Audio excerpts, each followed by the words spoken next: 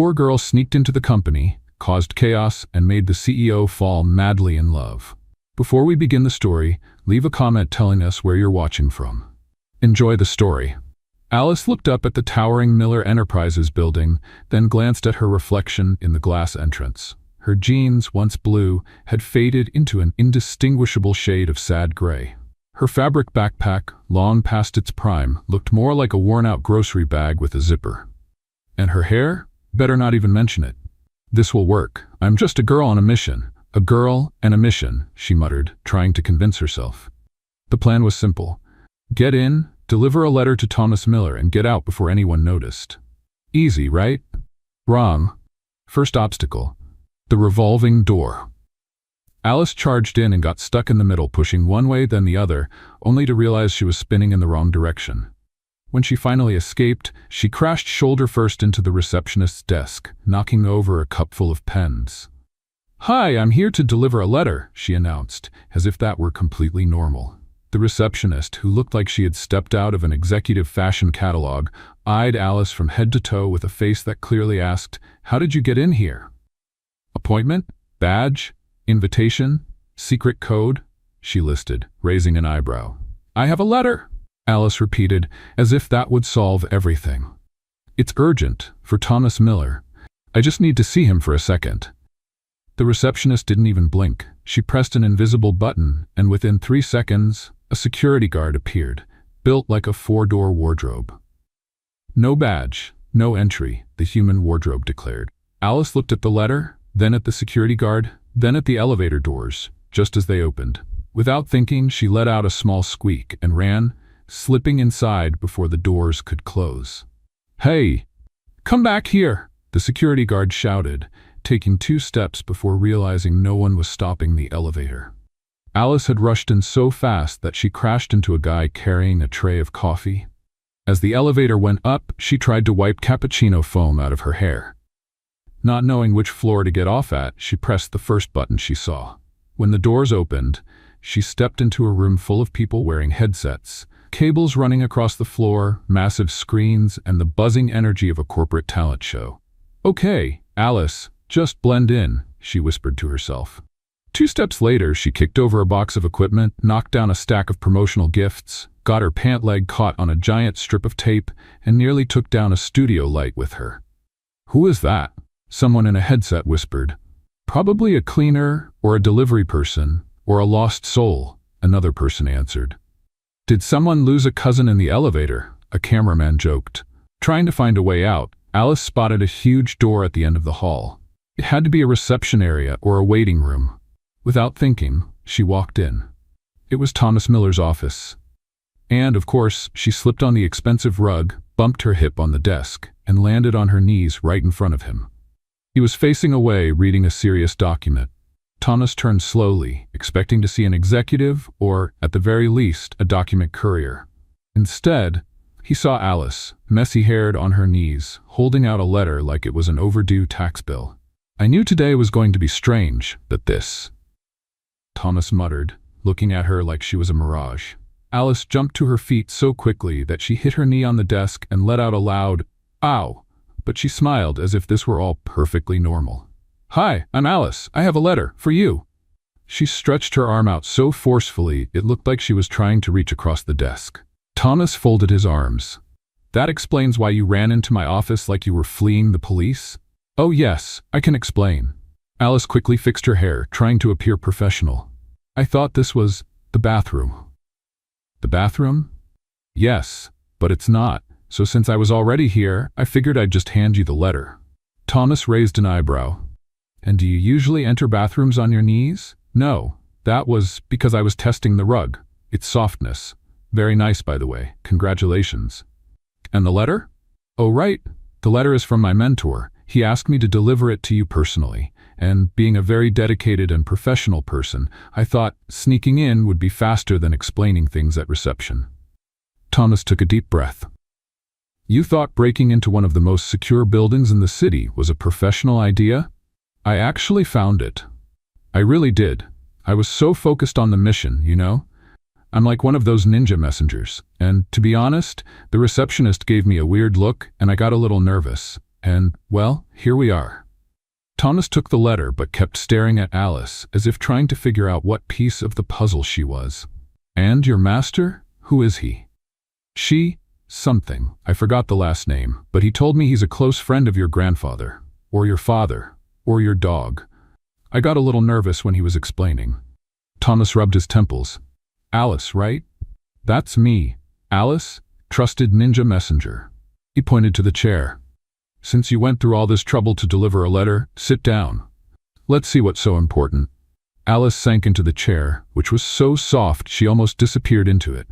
She looked around, trying to take in the luxurious office, and swore she could hear the notes of the Imperial March from Star Wars playing in her head.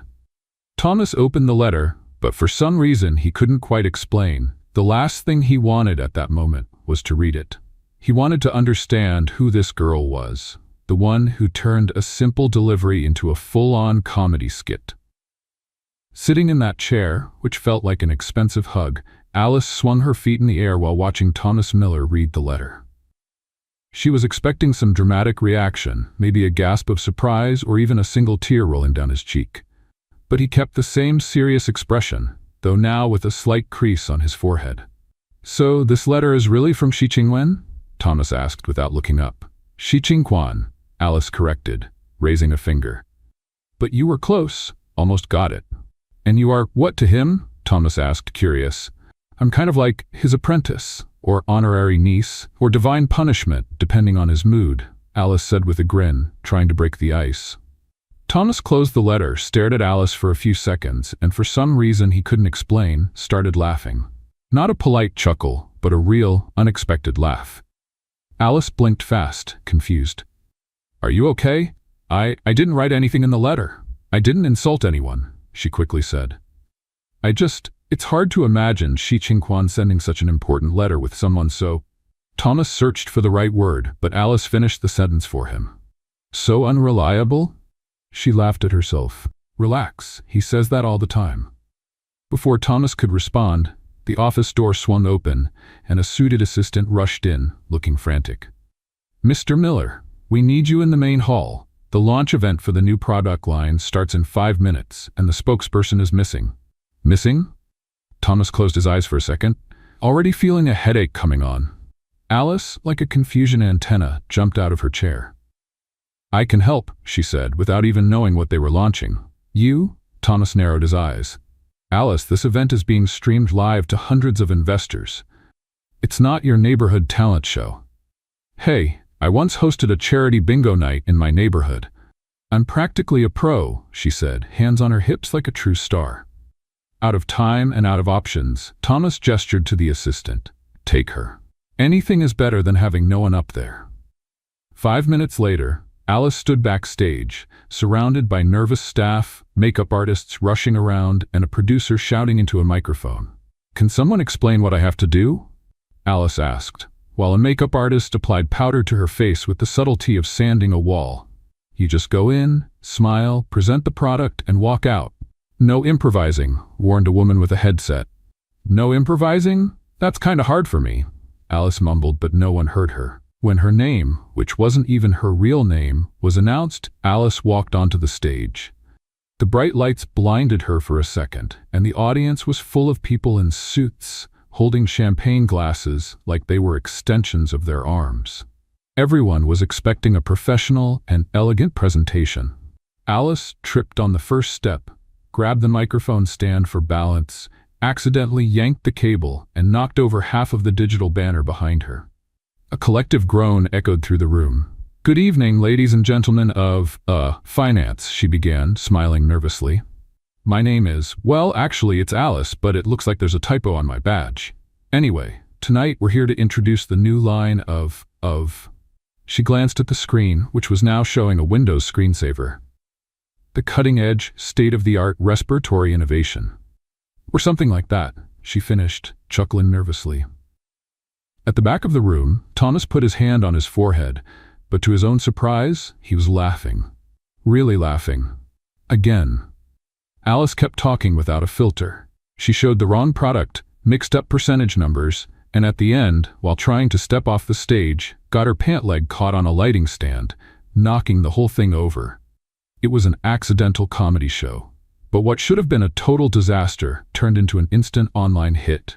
The guests, used to stiff and predictable events, had so much fun that they started recording and posting on social media.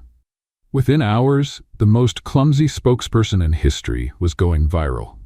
After the event, Thomas found Alice sitting on the hallway floor, holding her shoes in her hands, looking like she had just run a marathon of embarrassment. "I told you I was a professional," she said with a small smile.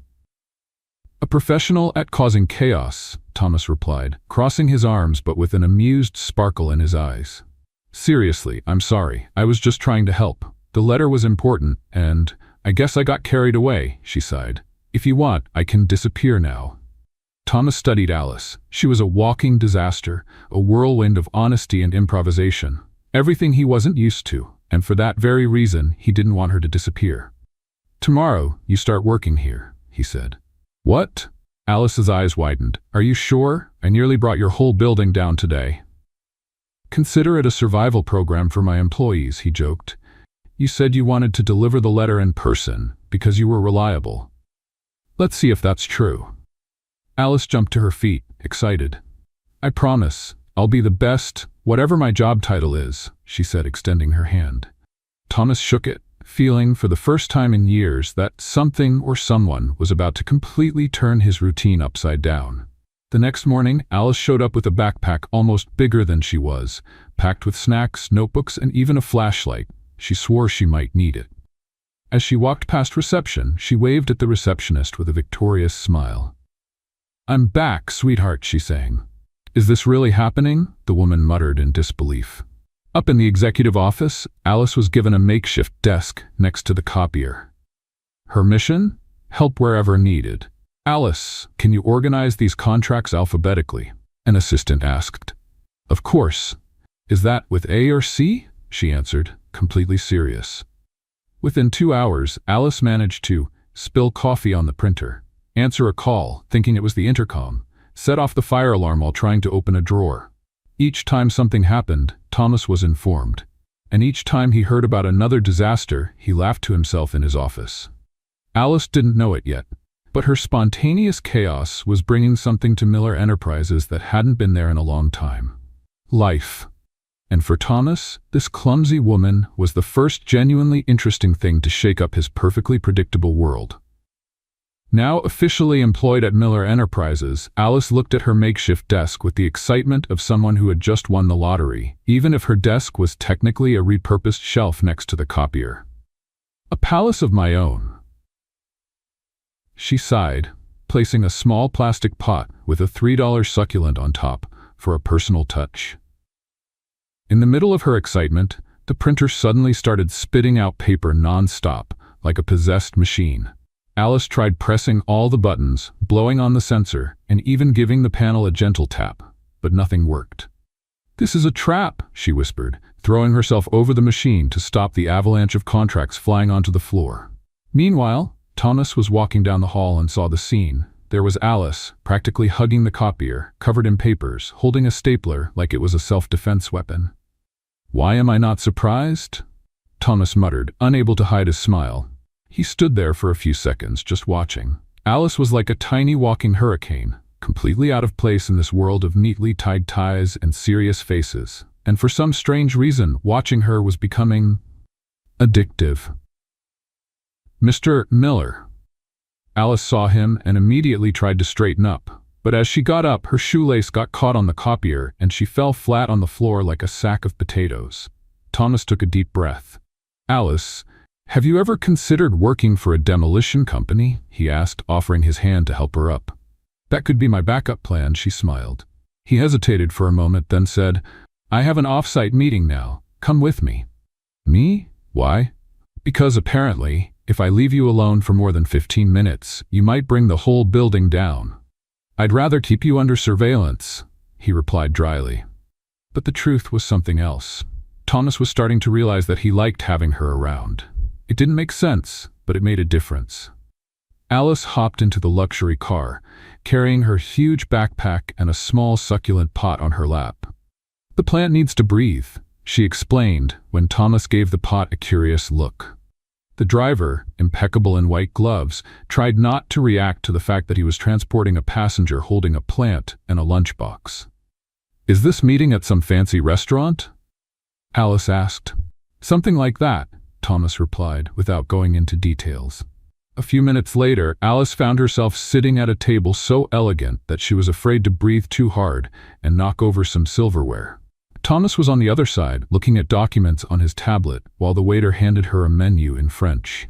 "That's a lot of vowels for such little food," Alice whispered, looking at the menu. "Is this a dish or a Wi-Fi password?" Thomas looked up. "You don't have to order anything fancy. Just pick whatever you like." "Do they have coccinelle?" she asked, completely serious. Thomas choked on his water. "Probably not." "That's fine. I adapt. Adaptation is my middle name. Well, my third. My second is Disaster. Alice Disaster Adaptation Silva. Nice to meet you." She extended her hand as if first time. Thomas took her hand but just shook his head, smiling slightly.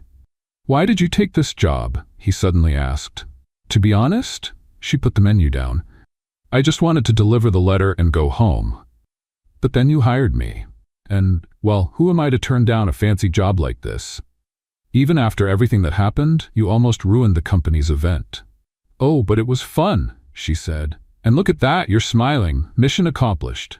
Thomas was quiet for a few seconds. She was right. He had been smiling more and more since Alice showed up, but it made no sense. He, known as the most serious and cold CEO in the city, was now laughing because of a girl who barely knew how to use a printer. "And you," Alice continued. "Why are you so stiff?" "Stiff?" Thomas raised an eyebrow. "Yes, you walk straight, talk straight, even breathe straight. It's like someone hit the executive mode button and forgot to turn it off. You laugh so little, I bet you charge a tax on laughter." Thomas tried not to laugh, but failed. "I guess I just got used to it," he replied. "I could never. My life is a soap opera. If I walk too straight, I trip over my own emotions.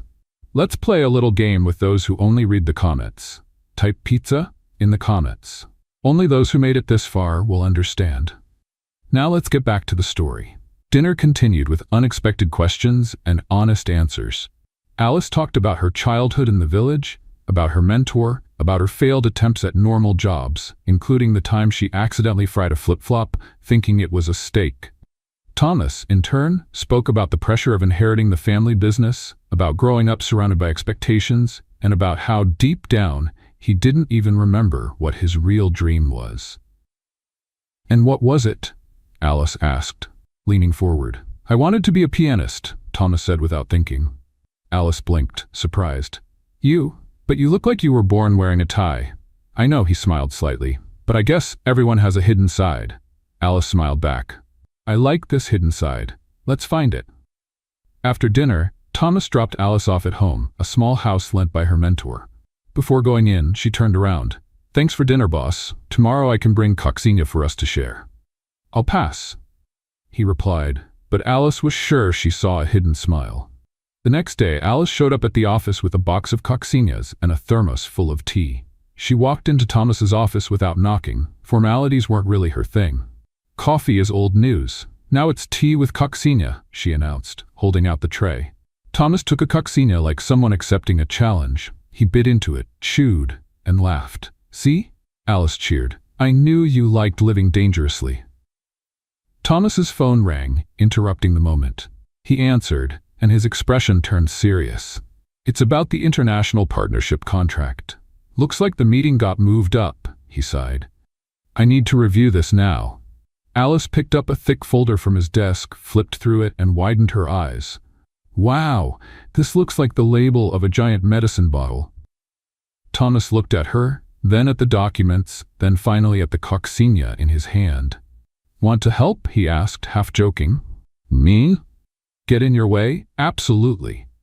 She threw her backpack on the floor and sat beside him. The two spent the afternoon together, Thomas explaining complex terms and Alice translating them into normal people language. Between contracts, they laughed, fought over the last coccinelle, and debated whether chamomile tea was a valid corporate stress reliever. And just like that, without realizing it, Thomas started to enjoy Alice's presence more than he should. Meanwhile, in the company hallways, rumors were already flying. The clumsy girl who had barged into the company had become the topic of the day. Some thought she was a long-lost relative of Thomas. Others suspected she was some kind of undercover spy. The only certainty was that no one had ever seen Thomas Miller like this, laughing in the middle of the workday. And Alice? Well, she was just being herself. No filters, no disguises, no fear of being the misplaced puzzle piece, and maybe that was exactly what Thomas needed. The morning started like any other at Miller Enterprises, or almost. Alice arrived out of breath, dropping half the folders she was carrying, balancing a cup of passion fruit juice that wobbled as if it might explode, and greeting every person in the hallway as if they were childhood friends. "Good morning, beautiful and successful people," she sang, ignoring the confused looks. At her makeshift desk by the copier, Alice discovered someone had left an anonymous note stuck to her computer screen. "Alice, you're the most talked about employee since that intern brought his mother to the corporate lunch. We're rooting for you, or betting against you, depends on the department." "Look at that, I'm famous," Alice grinned, pinning the note onto her Epic Moments board. Before she could fully celebrate her meteoric rise as the Queen of Chaos, the main elevator doors opened, and a woman walked onto the floor as if stepping onto a red carpet. Impeccable stilettos, perfectly styled hair, and a perfume so expensive you could smell it from 3 meters away. The hallways fell silent. It was her.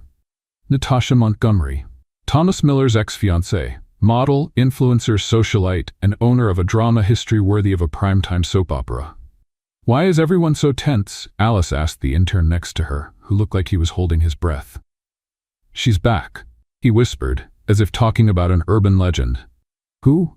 Casper the Ghost?" Alice blinked. "The boss's ex-fiancée?" the intern answered, with the energy of someone who knew the day's entertainment was secured. Alice followed everyone's gaze and saw Natasha marching straight toward Thomas's office. No knocking, no announcing herself, no asking for permission. Because of course, who needs manners when you were once one step away from a millionaire wedding? Alice, being a professional-level busybody, grabbed her backpack and sneaked down the hallway, pretending to get coffee just so she could eavesdrop near the door. Inside, Natasha tossed her designer purse onto the desk and crossed her arms. "Thomas, darling, I thought it would be polite for us to meet again as 2 mature adults," she said, as if rehearsing for a courtroom drama. Thomas sighed, not looking up from his computer. "Natasha, we've already talked about this." "Talked? You gave me a no and disappeared." "That's not a conversation, that's running away," she shot back. Outside, Alice almost spilled her juice while trying to press her ear against the door. Nothing like top-tier gossip to start the workday right. "I didn't disappear, I just moved on with my life." Thomas finally looked up. "And you should do the same." "Of course, moving on. Just like you are with." Natasha paused for dramatic effect. "That girl with the colorful backpack who looks like she just walked out of summer camp." Thomas raised an eyebrow. "Alice?" "Alice," Natasha repeated the name like it was an insult. "Seriously, Thomas? You went from a magazine cover woman to an assistant who trips over her own shadow? First, she's not my assistant. Second, my personal life is none of your business," Thomas replied firmly. "Oh, but of course it is. You think the press won't love to hear that the great Thomas Miller is involved with someone completely outside his circle?" Natasha smirked. "I'm not involved with anyone," Thomas said. But the sentence came out more defensive than he intended. Outside, Alice was holding back a nervous laugh. She wasn't sure if she should feel offended or invite Natasha to watch her live performance of Clumsy Moments. Later, as Alice attempted to organize some folders and promptly dropped half of them, Thomas appeared next to her makeshift desk. "We need to talk," he said. Alice swallowed hard. "I swear I didn't touch the emergency button again. That was the wind." "It's not about that. It's about Natasha. The ex, the one who looks like she belongs on the cover of an expensive perfume ad. I saw her come in, and by chance, I may have overheard parts of the conversation. But just by chance, okay? I'm not a gossip. I'm just naturally curious. It's in my DNA." Alice blurted out without taking a breath. Thomas rubbed his temples. "She thinks there's something going on between us." Alice made a face. "Something going on? You and me?" "That's a good one." She burst out laughing, slapping her own leg. I can barely figure out the coffee machine, let alone get involved with the CEO. Thomas stayed silent, just watching her laughing fit, until Alice finally noticed. Wait, are you offended? Oh no, I didn't mean you're not dateable. It's just that, you're like a penguin in a fancy suit and I'm a guinea fowl with a colorful backpack. We come from different worlds. That didn't help at all, Thomas replied, though the corner of his mouth hinted at a smile. Throughout the week, Natasha showed up every single day with increasingly ridiculous excuses. First, to return a forgotten shirt. Then, to discuss an old contract. By the third day, she claimed she wanted to donate a vase to the office. Alice, noticing how persistent she was, decided to take a new approach. Every time Natasha appeared, Alice made up an important-sounding job title for herself. Alice, can you grab the sales reports? Thomas asked. But with Natasha in the room, Alice responded loudly, Of course, boss. I'll grab the reports, review the international contracts, and coordinate the investor meeting with the Arab partners. Just a moment. Natasha narrowed her eyes. The next day, Alice, can you take this to reception? Thomas asked. And Alice, absolutely. Right after I finish reviewing the quarterly financial statements and checking the export charts for the European market. Natasha turned red. By Friday, Natasha had had enough. She called Alice for a private meeting at the building's cafe. Alice showed up armed with her backpack, a snack, and a whole lot of confidence. Listen, girl, Natasha began, removing her sunglasses. I don't know what you're trying to do, but it won't work. Thomas is out of your league. He doesn't go for real women? Alice finished, taking a big bite of her snack. Relax, Nat, I'm not trying anything, I'm just existing. Well, stop existing near him, Natasha snapped. Alice wiped her fingers, smiling. That's not up to me. He hired me, and if it makes you feel any better, I also thought I'd be fired on my second day. But look at that. Still here, still standing, still enjoying my snack. Natasha stomped away. Alice returned to her makeshift desk with one certainty. This office would never be the same again. And Thomas? Well, the more Natasha tried to push Alice away, the more he realized he didn't want her to leave. Somehow, the girl who tripped over cables and knocked over files was turning his world upside down. And strangely enough, he liked it. That Monday, Alice arrived as if she were preparing for battle. In her backpack, along with her usual snacks and her notebook of brilliant ideas, she brought a tray of homemade chocolates to build corporate alliances. It was a sophisticated strategy, or at least, it was in her mind. Good morning, corporate world, she announced, handing out chocolates like the Easter Bunny. The employees, already used to her antics, accepted the treats with a mix of gratitude and fear for whatever she might do next.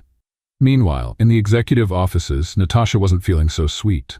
After her talk with Alice, she decided it was time to act. If Thomas liked chaos, she'd give him a dose of carefully planned chaos, the kind that could ruin reputations. By mid-morning, Alice was called into Thomas's office. She walked in as usual, without knocking, her coat tangled in her backpack strap, and knocking over the secretary's water cup on the way in. You called, boss? She smiled. Thomas sighed. At this point, it was almost endearing. We need to review these reports before this afternoon's meeting, he said, pointing to a pile of documents. Alice pulled up a chair beside him, but in her excitement, she sat down so hard that one of the wheels slipped, sending her sliding backward like she was surfing on the carpet. I'm fine, she shouted, already scrambling back into position. Thomas pinched the bridge of his nose, trying to suppress a laugh. How do you manage to turn every simple task into a comedy scene? Natural talent, she shrugged, grabbing the reports. While the two worked together, Natasha put her plan into action. Using her internal connections, she spread the rumor among some executives that Alice had joined the company with ulterior motives, that she was getting close to Thomas out of self-interest, using the old master's name as an excuse. The rumor spread fast. By lunchtime, people were already saying Alice was a gold digger and that Thomas was falling right into the trap of the clumsy but innocent-looking girl. Alice, unaware of the gossip, was too busy trying to understand what consolidated cash flow meant and why there were so many complicated words just to say how much money came in and went out. Thomas, can I make a suggestion? She asked. That scares me, but go ahead. Why don't you guys write these reports in normal people's language? Instead of analysis of liabilities and assets, it could just be how much we spent on useful stuff and how much we wasted on nonsense. Oddly enough, that makes sense, Thomas admitted, amused. Their growing closeness was becoming more and more obvious. Thomas, who used to stay locked in his office, now insisted on reviewing everything alongside Alice, even knowing she would turn every meeting into an improv show. But as they grew closer, the walls around her were closing in. The next afternoon, Alice was called into the compliance department, a word she could barely pronounce. "Alice Silva, correct?" asked a woman with square glasses and a serious look. "That's me. Employee of the month for tripping over things and champion of spilling coffee." "We are investigating an anonymous complaint," the woman continued, ignoring the humor. "Someone claimed that you used privileged information and personal connections to get your job with the intention of pursuing a relationship with the CEO. Alice blinked, confused. "Excuse me, what?" "We have an email sent to the committee stating that your hiring was irregular and that there are signs of, let's say, romantic interests involved." Alice let out a nervous laugh. "This has to be a joke. Look at me. I can barely operate the coffee machine, let alone manipulate a billionaire." The woman didn't laugh. "We need you to fill out this form explaining your background and how you got this position." Alice took the paper and left the room, feeling her heartbeat in her ears. "Who would do something like this?" she muttered as she walked back to her desk. Thomas found out about the complaint minutes later. By the time Alice entered his office to hand over the documents, he was already waiting. "Why didn't you tell me?" he asked bluntly. I barely had time to process it." Alice dropped her bag on the floor. "I thought it was some kind of HR prank, like a psychological endurance test." "This isn't a joke. Someone is trying to take you down." Thomas crossed his arms. "And I'd bet my entire stash of cheese puffs I know exactly who it is," Alice grumbled. Thomas closed his eyes for a second. "Natasha." "Bingo," Alice pointed at him. "She's trying to turn me into the villain of this corporate soap opera." Thomas stayed silent for a few seconds. A part of him knew Natasha was capable of anything, but another part of him knew that if he didn't step in, Alice wouldn't survive the cutthroat office politics. "Come with me," he said, grabbing his suit jacket. "Where are we going?" "To fix this the right way." Thomas and Alice stormed into a board meeting where Natasha was conveniently present. Alice walked in with confidence but immediately tripped over the carpet, caught by Thomas at the last second. "I've mastered the art of the dramatic entrance," she whispered. Thomas faced the board members. "Who received the complaint about Alice?" he asked. The compliance officer raised her hand. "I did." "Great. Now I want to make it official right here. I was the one who hired Alice. No hidden agendas, no secret plans. I asked her to work here because she brings something no one else does: honesty and humanity." Alice, who had been nervously sipping water, choked. "I what?" she coughed. "That's right. Since you got here, you're the only person who talks to me like I'm a normal human being. That's rare around here." Thomas continued. The board members murmured among themselves. Natasha crossed her arms, her face burning with anger.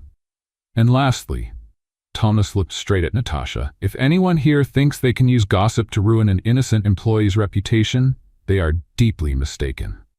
Alice gave Natasha a little wave, as if saying, "Kisses." After the meeting, Thomas and Alice went back to his office. Alice collapsed onto the couch, exhausted. "You defended me. That was kinda epic," she said. "I just told the truth," Thomas replied. Alice looked at him, a little shy. "And that part about me being honest and human, was that a compliment or just a nice way of saying I'm a walking disaster?" "A little of both," he smiled. Alice threw a pillow at him. "I'll take it." That night, Thomas offered Alice a ride, but instead of dropping her off at home, he stopped at a busy park. "What are we doing here?" Alice asked. "You said you wanted to help me remember who I am, outside the office. So, here we are." Alice pulled Thomas toward a popcorn stand. "I want to see the most feared CEO in town buying popcorn with grated cheese," she challenged. Thomas accepted. Between popcorn, cotton candy, and a paddle boat ride, the two of them forgot for a few hours about titles, gossip, and corporate chaos. It was there, under the park's simple lights, that Alice realized Thomas Miller, the cold billionaire, was just a man who had never had the chance to be normal. And Thomas realized Alice wasn't a storm to be controlled. She was exactly the kind of storm he needed to wake up, and maybe, just maybe, neither of them wanted to escape from it. The next morning, Alice arrived at the office carrying a box so big it looked like she was moving in. The box was bigger than she was, and every step was a balancing act. "Need some help?" the security guard at the door asked.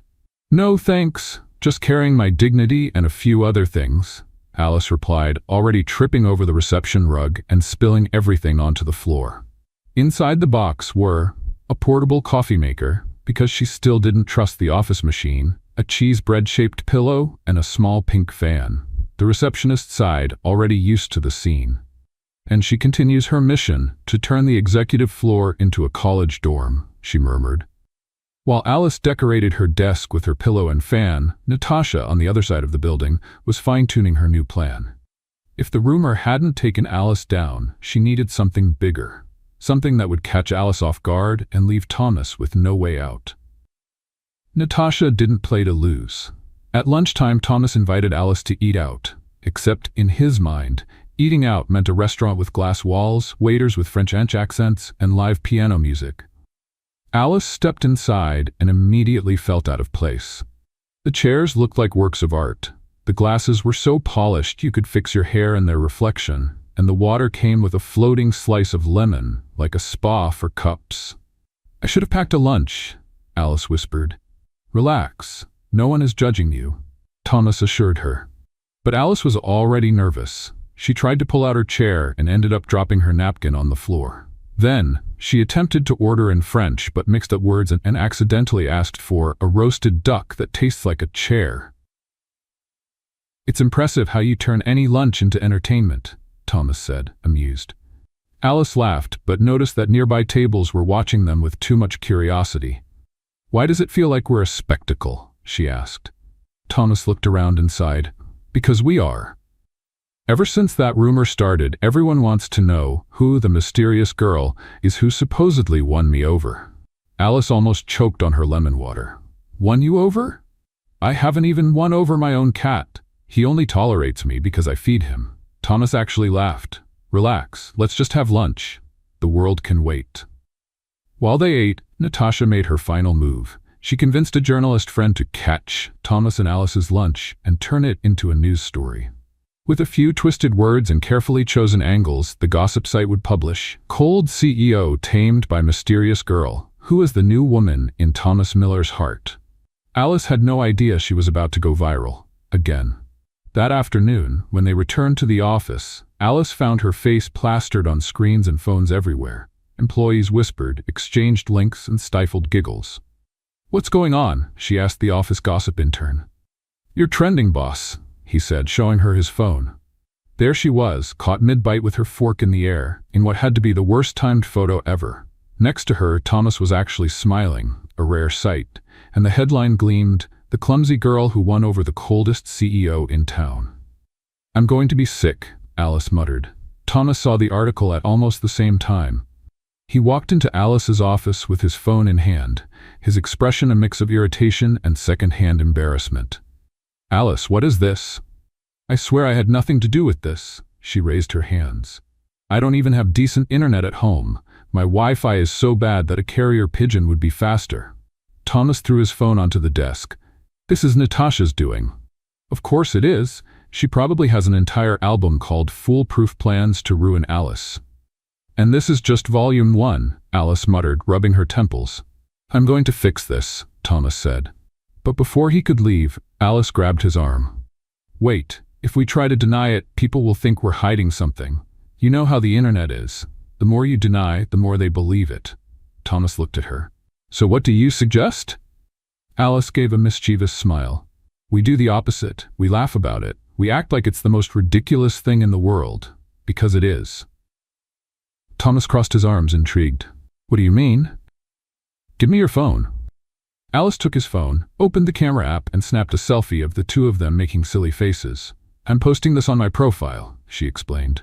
With the caption, "A cold CEO and his clumsy employee taking over your timeline with this delicious gossip." Thomas looked skeptical at first, then chuckled. "This might actually work." "Trust me, boss." Alice winked. Within an hour, Alice's post went more viral than the original article. People loved her honesty and humor, and soon the public was rooting for this unlikely duo, even though they weren't actually a couple. At least, not officially. By the end of the day, Thomas and Alice stayed late reviewing documents, or trying to, since Alice dropped the stapler 3 times and accidentally turned an important report into a paper airplane. "I've never seen anyone so dedicated to being a disaster," Thomas commented. "It's a gift," Alice replied, tossing a paper airplane that hit him right in the forehead. They laughed, and the laughter lingered longer than it should have. At some point, silence took over. Alice was too close. Thomas was staring too much, and suddenly it wasn't so funny anymore. Thomas leaned in slightly, as if he was about to say something. Alice held her breath. The space between them shrank, until Alice's phone rang loudly with a blaring ringtone. "Sorry, it's my mom. If I don't pick up, she thinks I've been kidnapped." Alice grabbed her phone, feeling both relieved and frustrated. Thomas pulled back, adjusting his tie. "No problem." But they both knew something almost happened. Outside the office, Natasha watched from the window, frustration all over her face. No matter what she did, she couldn't push Alice away. Worse yet, the more she tried, the closer Thomas got to that chaotic girl. "If you two think you're getting a happy ending, you're very mistaken," Natasha muttered to herself. But inside, Alice and Thomas were too busy just being themselves to notice. Between clumsy moments, silly expressions, and flying reports, they were creating something Natasha had no control over, a real connection. And this was just the beginning. Alice arrived at the office determined to have a peaceful day. Or, as peaceful as possible, considering her track record of accidental chaos. She brought a packed lunch, a bag of sour candies, and a roll of tape to mark off her office space, since her desk was still just that improvised spot near the copier. "No one's ruining my mood today," she mumbled, pressing the tape to the floor like she was claiming her territory. Of course, that wasn't going to last. By mid-morning, Thomas appeared at her desk with that familiar look, the one teachers had right before handing back a test covered in red ink. "Something wrong, boss?" she asked, flashing a nervous smile. "Come with me," he said. Alice followed Thomas to the most private meeting room in the office. As soon as she stepped inside, he shut the door and she froze. "Oh wow, if I'd known, I would have brought my toothpaste. Always wanted to have a bright smile for a firing," she joked. "It's not that," Thomas said, but he didn't laugh. He actually looked concerned. "Then what is it?" Alice crossed her arms. "We need to talk about us." Alice's eyes widened. "Us? What us? The dynamic duo of executive disasters? What about us?" Thomas ran a hand through his hair, visibly uneasy. "Since you got here, my entire routine has been turned upside down. I used to know exactly how each day would end, and now I don't even know how each hour will go. Is that a bad thing?" Alice bit her lip. "No, it's strange, but not bad." Alice was quiet for a few seconds, processing. "Thomas, are you saying you like me?" Like me?" she asked, blinking fast. "I'm saying you make me feel things I haven't felt in a long time," he admitted honestly. Alice was silent for exactly 3 seconds. "I won the bet," she suddenly yelled. "What bet?" Thomas jumped. "I bet myself that deep down, you were actually a human with feelings and that your whole corporate robot thing was just an act. I knew it. I knew it." Thomas laughed, shaking his head. "You're completely insane." "Insane is going through life without laughing, Thomas Miller. Welcome to the fun side." He looked at her differently. That clumsy girl, carrying a backpack bigger than herself and with no filter when speaking her mind, had somehow invaded his life, and now it seemed impossible to imagine his routine without her. "So, does this mean you like me too?" Thomas asked, half joking, half serious. Alice scratched the back of her neck. "Well, I do like you, but my love life is like an all-you-can-eat pizza buffet. Seems like a great idea at first, but always ends with a stomachache." "We could give it a try," Thomas suggested, stepping closer. Alice felt her face heat up. "Try what?" "A real date. No contracts, no snacks in the middle of reports. Just the two of us." Alice turned red. But before she could respond, the office door swung open. "Oh, am I interrupting something?" It was Natasha, wearing her usual sly smile. Alice nearly jumped. "No, of course not. We were just rehearsing a corporate training skit. I was the unhappy customer, and he was the salesperson trying to convince me to buy a toaster. Training stuff," Alice made up on the spot. Thomas closed his eyes for a second, holding back a sigh. "Natasha, what do you need?" "I came to bring this." She held up an envelope. "It's about the merger contract with the European company. We need to review it before tomorrow's meeting." Thomas took the envelope, and Natasha gave Alice one last glance before leaving. "She's like a final boss in a video game." Alice whispered, "The further we get, the harder she becomes." That afternoon, Thomas had an off-site meeting, and Alice was left in charge of reviewing a presentation. With no direct supervision, she put on a low-volume playlist, opened a soda, and started creating graphs with titles like "Money Coming In, Yay," and "Money Going Out, Ouch My Wallet." Meanwhile, Natasha was working on a different plan. With the help of a bribed IT employee who traded his loyalty for concert tickets, she gained access to Alice's computer and sent from her email a disastrous message to the European supplier. The email was full of negotiation mistakes, ridiculous promises, and even a clause offering personalized gifts and relaxing massages to seal the deal. The plan was simple: blame Alice for a so-called diplomatic incident, ruin her reputation, and prove she was unfit for any position, especially Thomas's heart. By the end of the day, Thomas returned from his meeting to find chaos. The legal department was gathered in his office, reviewing the email. The international relations director was in tears, and the European supplier was threatening to break off negotiations. "What happened?" Thomas asked. "Alice," someone shouted. "She sent a completely inappropriate email to our biggest supplier." Thomas frowned. "That doesn't make sense. Alice barely knows how to format an email, let alone handle an international negotiation." Alice walked in, chewing gum and carrying a bag of cheese bread. Sensing the tense atmosphere, she swallowed hard. "Oh, bad timing?" she asked. Thomas handed her the email. "Did you send this?" Alice read it and burst out laughing. "Look, I might be a little crazy, but I'm not stupid. I don't even know what logistics reciprocity clause means. This is a setup." Natasha stepped forward, feigning concern. "What an unfortunate situation, isn't it? I did warn you that bringing someone inexperienced into the company could lead to this." Alice narrowed her eyes. "Oh, Nat, you've got some venom on your hands there." Thomas looked from Alice to Natasha, and something clicked in his mind. He knew his ex-fiancée's tactics all too well. Without another word, he picked up the phone and called the IT department. "I want to know who accessed Alice's email today," he said. Minutes later, the answer came back. The access was from a remote computer, one registered to Natasha. "Dear Natasha," Thomas said, his voice dangerously calm, "we have a problem." She tried to argue, but Thomas didn't give her the chance. He asked her to leave the building immediately. Alice, watching everything unfold with a mix of shock and pride, couldn't help herself. Thomas Miller, taking down corporate villains with just one phone call. "I applaud you." Natasha stormed out, but before leaving, she threw out one last warning. "This isn't over." At the end of the day, Alice and Thomas went up to the office terrace for some fresh air. They sat side by side on the ground, sharing the bag of cheese bread. "You defended me. Again," Alice said, "and I'll keep defending you, whenever needed." Thomas replied. Alice smiled. "You know, I thought you were just some stiff guy in a suit who didn't know how to smile, but you're actually nice, a little rigid, but nice. And I thought you were just a clumsy intruder, but you're one of a kind." Thomas looked at her in a way that made Alice forget how to chew. Silence fell between them. A comfortable silence. Until Alice turned to him. "I've never had a boss stand up for me before. I just wanted to say thank you." Thomas stepped closer, "And I've never had an employee remind me how good it feels to laugh." They were so close that Alice could smell his cologne, and when Thomas leaned in, she closed her eyes. This time, no one interrupted. It was a brief kiss, sweet, a little awkward, but absolutely perfect. "Does this count as a salary bonus?" Alice asked, laughing.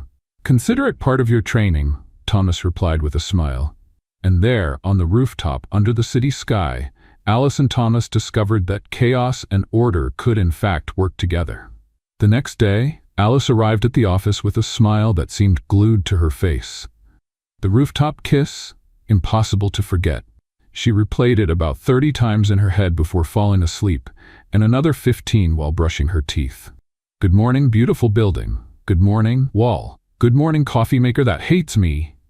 she sang as she practically floated down the hallways like the lead in a musical. But as always, Alice's life wasn't just made of magical, romantic moments. The moment she stepped into Thomas's office, she nearly knocked over the glass door and came face to face with Mr. Miller Sr. "Good morning, Fathery. Mr. Miller." Alice tried to correct herself, but it was too late. Thomas's father, a gray-haired man with the expression of someone who had never laughed at a joke in his life, looked at her like a scanner, analyzing every inch of her outfit, her hair, and her backpack full of colorful keychains. "Who is this?" he asked, as if Alice were some newly discovered corporate species. "Father, this is Alice," Thomas answered calmly. "She works for me." Alice stepped forward, enthusiastically offering her hand. "Nice to meet you. Alice Disaster Silva, ninja messenger, expert in tripping over things and currently your son's girlfriend in training." Thomas's eyes widened. He coughed, tried to recover, but the damage was done. "Girlfriend?"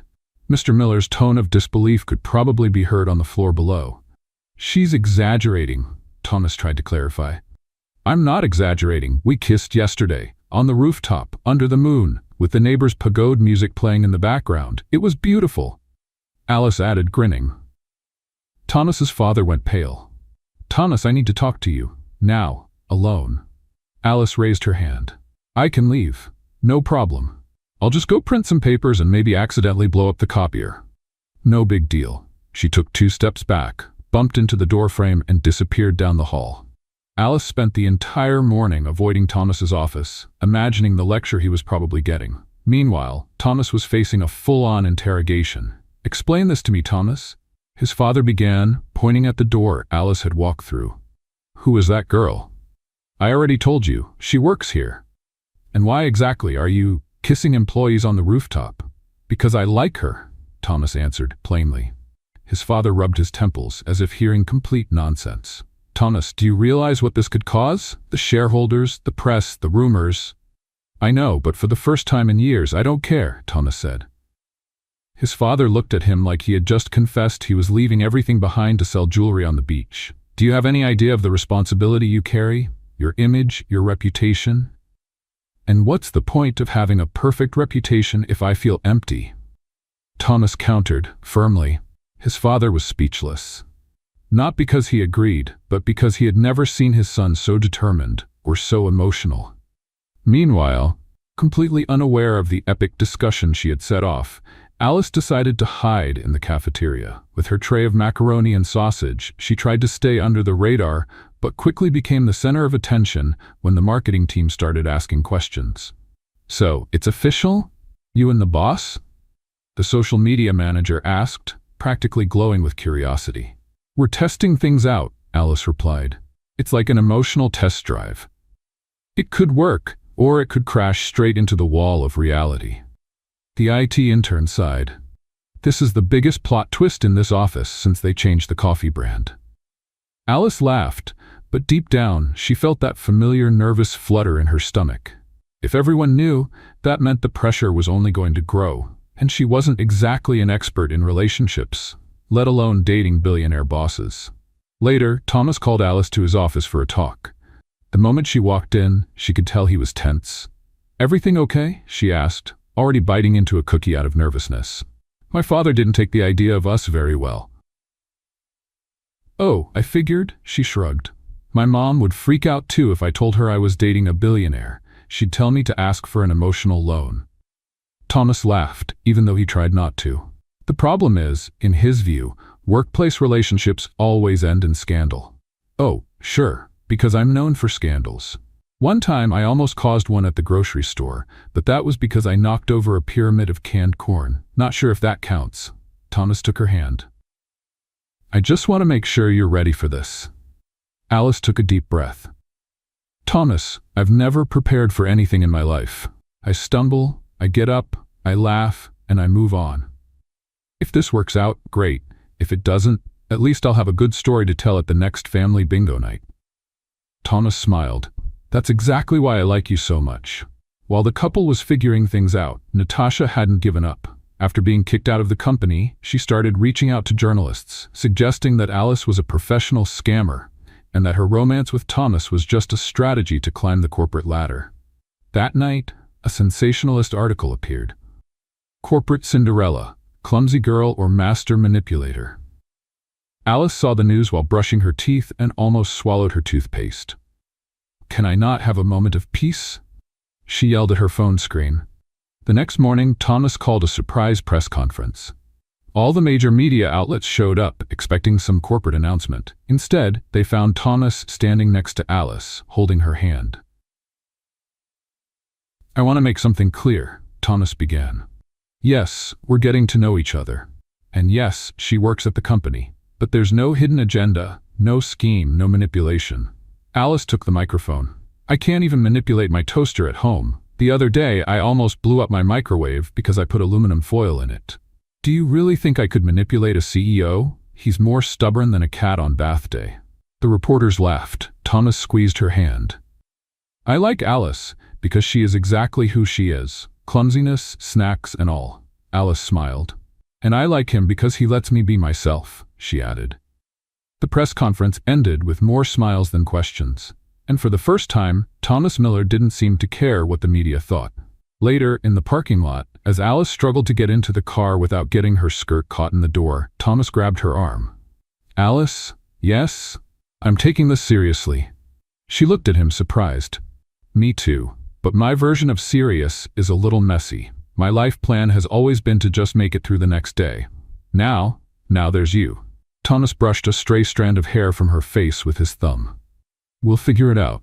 Together." Alice smiled.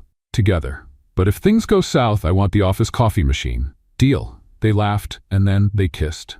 This time, no interruptions, no prying eyes, just the two of them, in a quiet corner of the parking lot, sealing a deal far more important than any corporate contract. And Natasha? Well, she watched from a distance, fuming inside her car. "This isn't over," she muttered, digging her heel into the floor mat. But for Thomas and Alice, only one thing mattered. They were finally on the same side of the chaos. Alice arrived extra early the next morning, way too early for her usual standards. She was so excited that she walked through the lobby with a goofy smile and even greeted the decorative statue in the hall. "Good morning, dear building. Good morning, revolving door. Nothing can stop me today." She stepped into the elevator humming and pressed the executive floor button with all the confidence in the world. But that confidence lasted exactly 3 seconds until she walked straight into Thomas and his father, Mr. Miller, in the hallway. Uh-oh. Alice froze mid-step, nearly tripping over her own foot. "I don't want to interrupt an important father-son billionaire meeting, so I'll just blend in over here behind this plant." She tried to hide behind a tiny decorative plant. "Alice, come in," Thomas called. "Are you sure? I'm super busy with some really important tasks like color-coding paper clips and coming up with names for the office printers." Thomas gave a small smile, but his expression was more serious than usual. Alice stepped inside, and the tension in the air was so thick it felt like someone had sprayed stress into the room like an air freshener. "Here's the thing," Thomas started.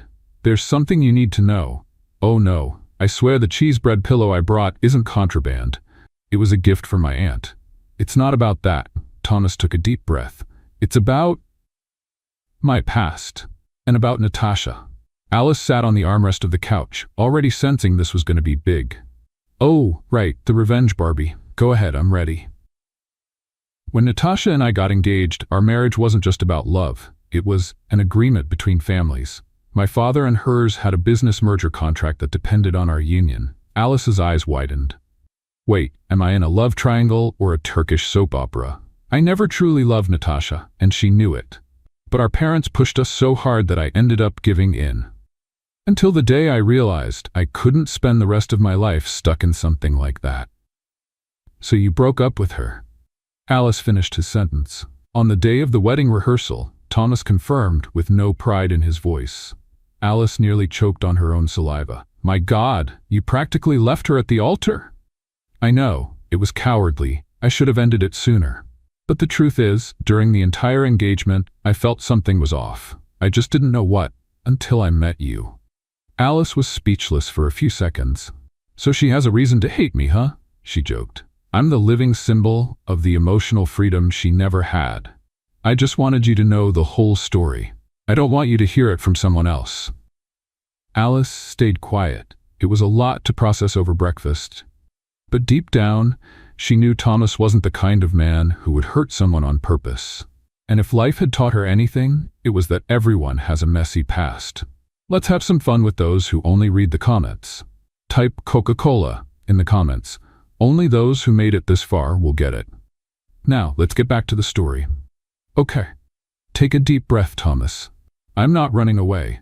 Just know that if someone tries to throw stale rice at me on the street because of this, I'll fight back with frozen cheese bread, she said with a small smile. Thomas took her hand. You're crazy, and I love that. But the ghosts of the past aren't so easy to bury. Later that morning, an anonymous email was sent to the company's top shareholders, with attachments. And who was in the photos? Thomas and Natasha, together at dinners, events, and intimate moments from their former engagement. The message suggested that Thomas was just using Alice to clean up his public image and that, deep down, he and Natasha still had business ties, maybe even more than that. The office atmosphere got tense. Alice, who was just trying to figure out how to use the coffee machine without causing a short circuit, noticed the stares. The whispers in the hallways grew louder. Did I become a meme again? She asked the marketing intern. Not exactly a meme, he replied, showing her the email. Alice read it and felt her stomach drop. It was like someone had poured a bucket of cold water over the happiness she had been feeling. Thomas found out soon after. He walked into her office, but Alice raised her hand. Before you say anything, I just have one question. Is this true? No, Natasha and I have no involvement, and I would never use you to fix my image, he said firmly. I want to believe you, Alice sighed. But honestly, I've never been good at trusting people. My last relationship was with a pizza delivery guy who promised to take me out to dinner and disappeared with my change. I'm not him, Thomas replied. Alice crossed her arms. Prove it. At lunchtime, Thomas called a company-wide meeting with everyone from the CEO to the cleaning staff. Alice sat in the back, hugging her backpack. Thomas stepped onto the makeshift stage in the cafeteria and took a deep breath. I need to clear something up, he began. Yes, Natasha and I were engaged, and yes, I ended it in a way I'm not proud of. But that's in the past, employees whispered among themselves. What's happening now between Alice and me is completely different. There's no business deal, no contract, no manipulation, just two people trying to figure something out together. Alice's eyes widened. She hadn't expected a public statement like that. And if anyone here or outside this company thinks they can tear us apart with rumors or threats, know this, it won't work. Alice has brought something to this company that no financial report ever has: humanity. The employees clapped, first hesitantly, then louder. Alice didn't know whether to laugh or cry, so she did both. That afternoon, Alice and Thomas were alone in his office. Thank you, she said. For what? For not hiding me. For not turning me into some corporate secret. For just being you. Thomas stepped closer. I'm just a guy trying to get it right, with the most clumsy, amazing woman I've ever met. They kissed again, this time tasting victory. And also cheese bread, because Alice had one hidden in her jacket pocket. But Natasha wasn't done playing her game yet. While the couple enjoyed their moment, Natasha had one last card to play. An old, forgotten clause in the merger contract between the Miller and Montgomery families. A clause that stated that if Thomas broke off the engagement, his family's company would have to pay a massive fine. And Natasha was ready to collect that debt. Not for money, but for revenge. By the end of the day, Thomas received a court summons.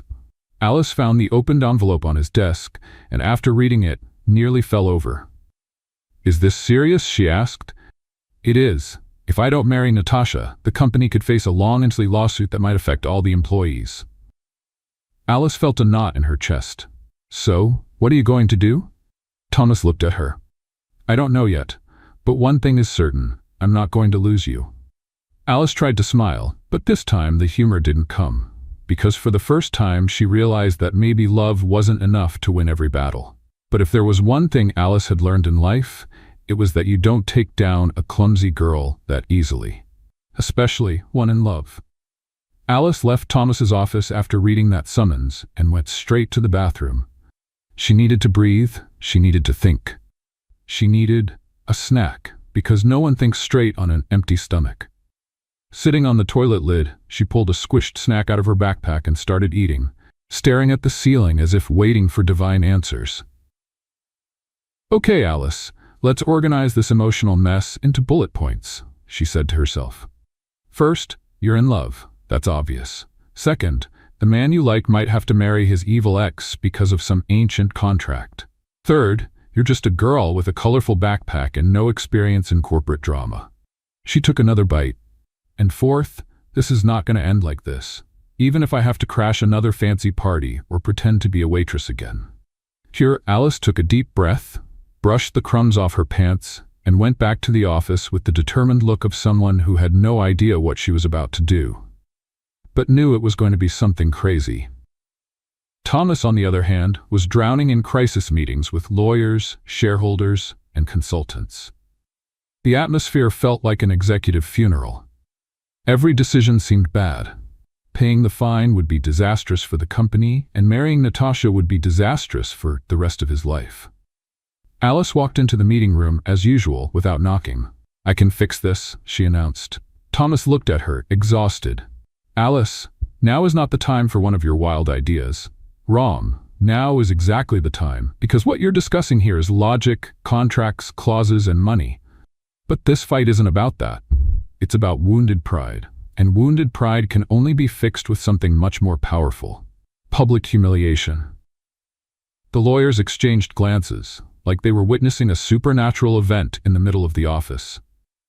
"Alice," Thomas tried to interrupt, "trust me. You hired me for my chaos, remember? It's time to use that to our advantage." Thomas sighed.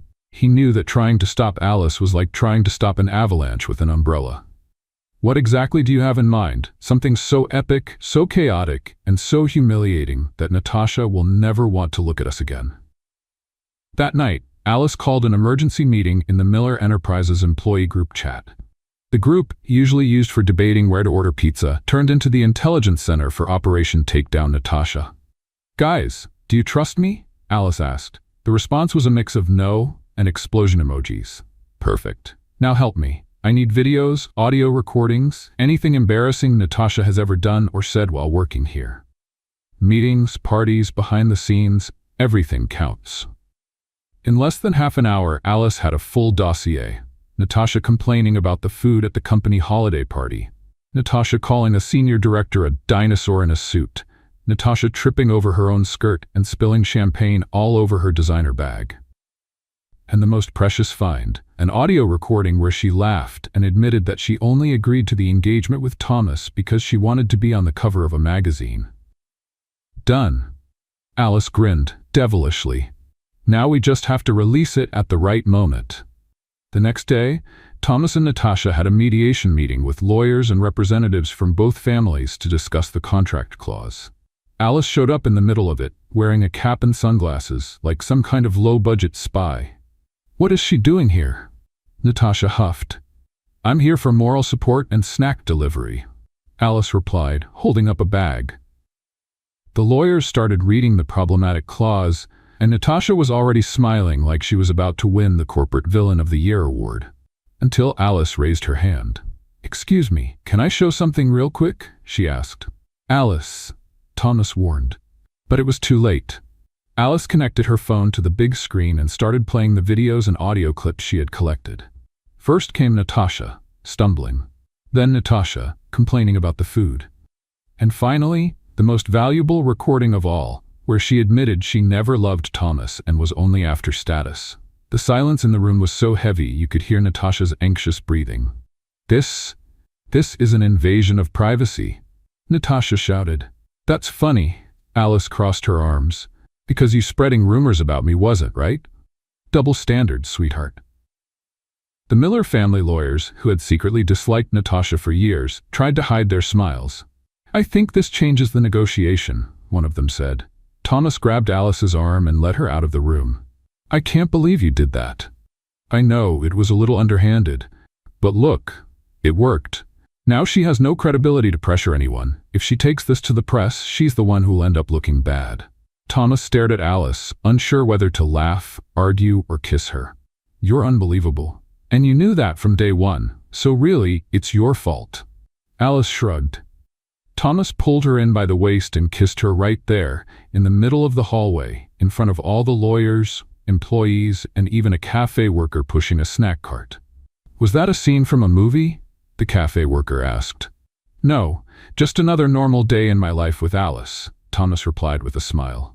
With the scandal unfolding, Natasha disappeared for a while. The contract clause was reevaluated, considering that the marriage had never been a legitimate requirement, just an exaggerated interpretation by their families. And just like that, the million-dollar problem vanished. Alice became an office hero. The company's group chat changed its name to Alice's Guardians, and she even received a special badge with the title Queen of Corporate Chaos. That night, Thomas and Alice went out to dinner. No fancy restaurants. They chose a food truck selling pastries and sugarcane juice. "I still can't believe you solved a legal issue with gossip videos," Thomas said, laughing. "I told you, I specialize in chaos. It's my signature move," Alice replied. Thomas took her hand. "So what's your next brilliant plan?" Alice thought for a second. "Maybe, moving in with you. I know it's soon, but—" "Yes," Thomas answered before she could even finish. "Really? Just like that? Alice, after everything we've been through, do you really think I'd let you slip away?" Alice smiled. "All right, but on one condition." "What is it?" "We get a hammock for the living room and a snack machine. I have standards." "Deal." They toasted with sugarcane juice and kissed under the city lights, while a nearby food stand played a romantic 90s song. Because in the end, their love was exactly that, a mix of chaos, humor, and honesty. And honestly, it was perfect just the way it was. The days following Natasha's scandal were, for the first time, peaceful at Miller Enterprises, or at least as peaceful as things could be with Alice around. Now officially the queen of corporate chaos, Alice walked through the office like a celebrity. Employees greeted her with smiles, left small gifts on her desk, and in some cases even asked for advice on how to solve workplace issues using embarrassing videos. And Thomas? Well, he had never been this relaxed, or this happy. "I didn't know it was possible to laugh this much at work," he commented while Alice struggled to get a stuck snack from the vending machine. "Laughter is important, Thomas. A happy workplace is the difference between success and indigestion," she replied, tapping the machine's glass. But over the next few days, something changed in Thomas. Every time he looked at Alice, he felt a tightness in his chest, a good kind of nervous, like he was about to make the most important decision of his life, and this time, it was entirely his choice. That's when he knew it was time to propose to Alice. But a regular proposal wouldn't do. That wasn't Alice's style. Thomas spent 3 sleepless nights trying to come up with the perfect plan. He considered a fancy dinner, fireworks, a giant billboard message, but none of it felt right. Then he remembered something. One morning, Alice arrived at the office and found a trail of colorful sticky notes leading down the hallway. Each note had a little message. For the girl who turned the conference room into a dance floor. For the employee who made the coffee station the official gossip hub. For the only person who knocked over 2 office lamps and still got promoted. Alice picked up each note, laughing and growing more curious with every step. The trail ended at Thomas's office door. When she opened it, she gasped. The entire room was filled with snacks. Trays and trays of her favorite treats, forming a giant heart on his desk. "Is this a declaration of love or an attempt to fatten me up so I can't run away?" she asked, her eyes shining. Thomas was wearing a suit, but no tie, with that goofy smile only she could bring out of him. "Both," he replied. Then he got down on one knee, right in the middle of the coccinelles. Alice's eyes widened. "You've got to be kidding." "I've never been more serious. Alice Silva, you came into my life like a clumsy hurricane, barged into my company, messed up my office, spilled half my coffee supply, and still managed to make me happier than I ever imagined." Alice already had tears in her eyes while eating another coccina. "You taught me that life doesn't have to be controlled, planned, and perfect all the time. Sometimes it's funny, chaotic, and full of coccina crumbs on the floor."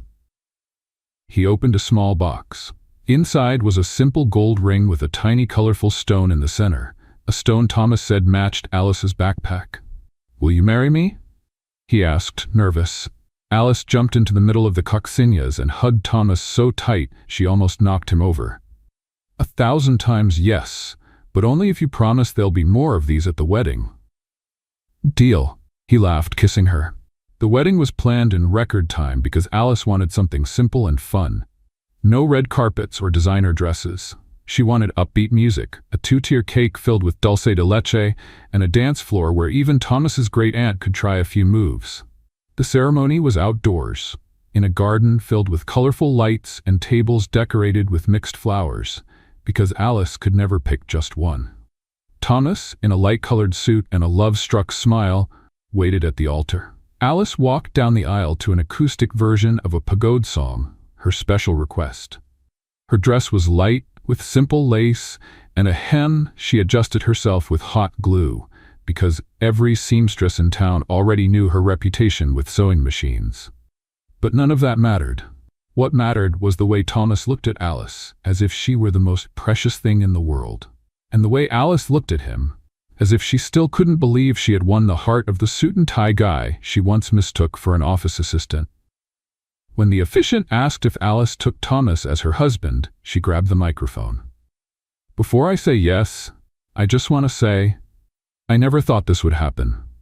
I've always been the girl who misses the bus, spills ice cream on her own pants, and shows up late on her first day of work.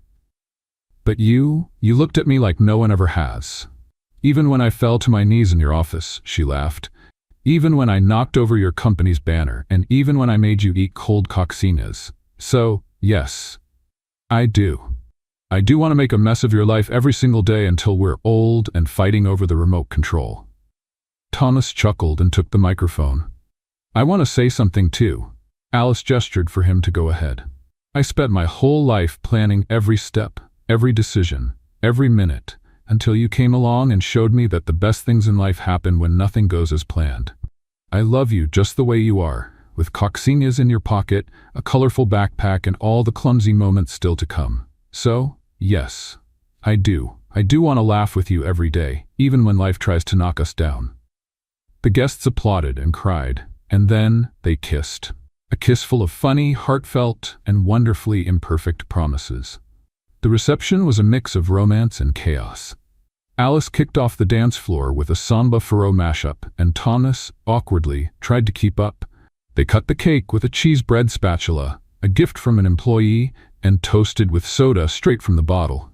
And at the end of the night, Alice took off her shoes, climbed onto a chair, and shouted, "Ladies and gentlemen, from this day forward, I officially declare this marriage." She slipped before finishing her sentence. Thomas caught her mid-air, just like in a romantic comedy.